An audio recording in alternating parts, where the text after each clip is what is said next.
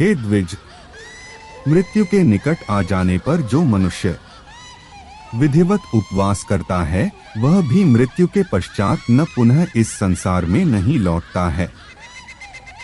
हे मृत्यु के सन्निकट होने पर कौन सा न दान करना चाहिए? इस प्रश्न का उत्तर मैंने बता दिया है। मृत्यु और दाह के बीच मनुष्य के क्या कर्तव्य हैं? इस प्रश्न का उत्तर अब तुम सुनो। 7 व्यक्ति को मरा हुआ जानकर उसके पुत्रादिक परिजनों को चाहिए कि वे सभी शव को शुद्ध 7 जल से स्नान कराकर नवीन वस्त्र से आच्छादित करें।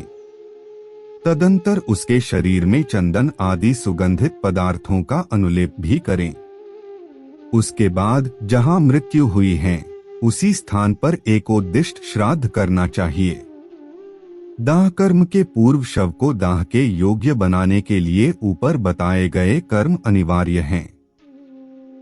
इस एकोद्दिष्ट श्राद्ध में आसन तथा प्रोक्षण क्रिया होनी, किंतु आवाहन, अर्चन, पात्रालंबन और 4 क्रियाएं नहीं करनी चाहिए।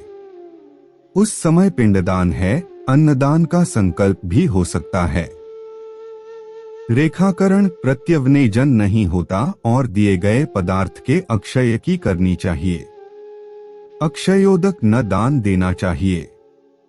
स्वधावाचन, आशीर्वाद और तिलक ये 3 नहीं होने चाहिए।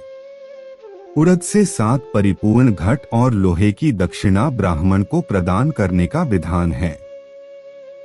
तत्पश्चात पिंड हिलाना चाहिए, किंतु उस समय आच्छादन, विसर्जन तथा स्वस्तिवाचन ये 3 वर्जित हैं।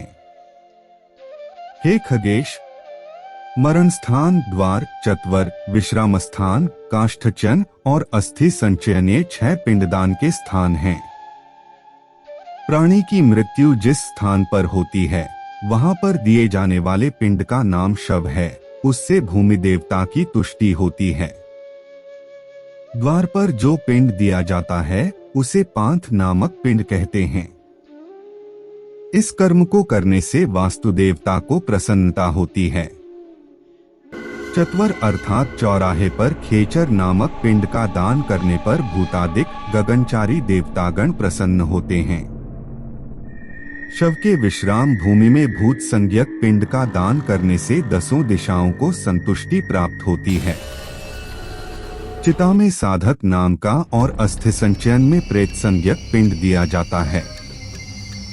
शवयात्रा के समय पुत्रादिक परिजन तिल, कुश, घृत और ईंधन लेकर यमगाथा अथवा वेद के यमसूक्त का पाठ करते हुए श्मशान भूमि की ओर जाते हैं। प्रतिदिन गौ, अश्व, पुरुष और बैल आदि चराचर प्राणियों को अपनी ओर खींचते हुए यम संतुष्ट नहीं होते हैं, जिस प्रकार की मद्य पीने वाला संतुष्ट नहीं होता। ओम अपेतेति शून्य इस यमसूक्त का अथवा यमगाथा का पाठ शवयात्रा के मार्ग में करना चाहिए। सभी बंधु बांधवों को दक्षिण दिशा में स्थित श्मशान की वनभूमि में शव को ले जाना चाहिए। हे पक्षिन, पूर्वोक्त विधि से मार्ग में 2 श्राद्ध करना चाहिए। उसके बाद श्मशान भूमि में पहुंचकर धीरे से शव को पृथ्वी पर उतारते हुए दक्षिण दिशा की ओर सिर स्थापित कर चिताभूमि में पूर्वोक्त विधि के अनुसार श्राद्ध करना चाहिए। शव दाह की क्रिया के लिए पुत्रादिक परिजनों को स्वयं तृण, काष्ठ, तिल और घृत आदि ले जाना चाहिए।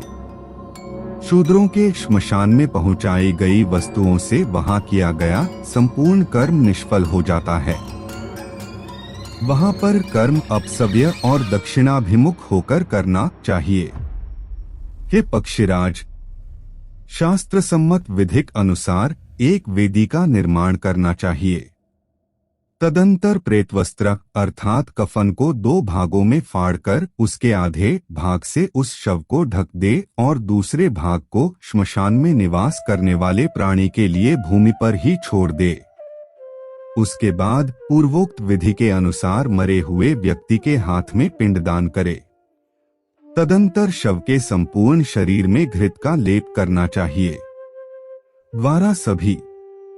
हे खगेश, प्राणी की मृत्यु और दाह संस्कार के बीच पिंडदान की जो विधि है, अब उसे सुनो। पहले बताए गए मृतस्थान, द्वार, चौराहे, विश्राम स्थान तथा काष्ठ संचयन स्थान में प्रदत्त 5 पिंडों का दान करने से शव में की आहुति, अग्निदाह की योग्यता आ जाती है, अथवा किसी प्रकार के प्रतिबंध के कारण उपर्युक्त पिंड नहीं दिए गए तो शव राक्षसों के भक्षण योग्य हो जाता है। अतः स्वच्छ भूमि पर बनी हुई वेदी को भली भांति मार्जन, उपलेपन के द्वारा शुद्ध कर उसके ऊपर यथाविधि अग्नि को स्थापित करना चाहिए। तदंतर पुष्प, अक्षत आदि से क्रव्याद नाम वाले अग्निदेव की विधिवत पूजा करके दाह करे। दाह कार्य में चांडाल के घर की अग्नि, चिता की अग्नि और पापी के घर की अग्नि का प्रयोग नहीं करना चाहिए और निम्नलिखित मंत्र से अग्नि की प्रार्थना करनी चाहिए। हे देव, आप भूतकृत देव, आप इस संसार के योनिस्वरूप और सभी के पालनहार हैं, इसलिए आप इस शव का अपने में उपसंहार करके अमृत स्वरूप स्वर्ग में ले जाइए। इस प्रकार क्रव्याद देव की विधिवत पूजा कर शव को चिता की अग्नि में जलाने का उपक्रम करना चाहिए। जब शव के शरीर का आधा भाग उस अग्नि में जल जाए तो उस समय क्रिया करने वाले व्यक्ति को निम्नलिखित मंत्र का उच्चारण करना चाहिए।